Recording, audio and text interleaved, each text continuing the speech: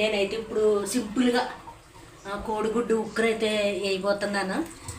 Lunch బాక్సుల్లో కానీ dinner కానీ చాలా ఈజీగా ఒక 10 నిమిషాల్లో అయిపోయే కూర అయితే నేను రెడీ చేస్తున్నానండి.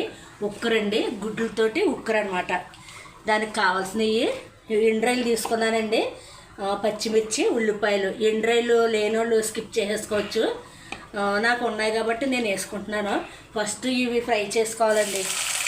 పిల్లలకి స్కూల్ బాక్సుల్లోకి ఆఫీస్కి అది వెళ్ళే వాళ్ళకి చాలా ఈజీగా అయిపోద్ది అనమాట అండి ఈ కర్రీ. ఇది కొంచెం ఫ్రై చేసుకుందాము. చేసుకుంటున్నాను. తర్వాత ఉల్లిపాయలు వేసేసుకుంటున్నాను. ఇదిగోనండి ఉల్లిపాయలు, ఎండు రొయ్యలు, పచ్చిమిర్చి అయితే బాగా వేగిపోయినాయి.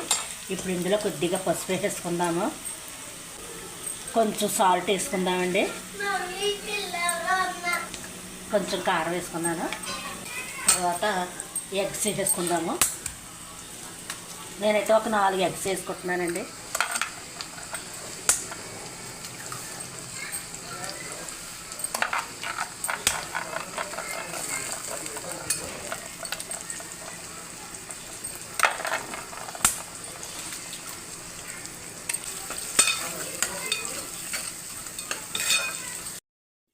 ఇదిగోనండి నూనె పైకి వేగిపోయింది కదా,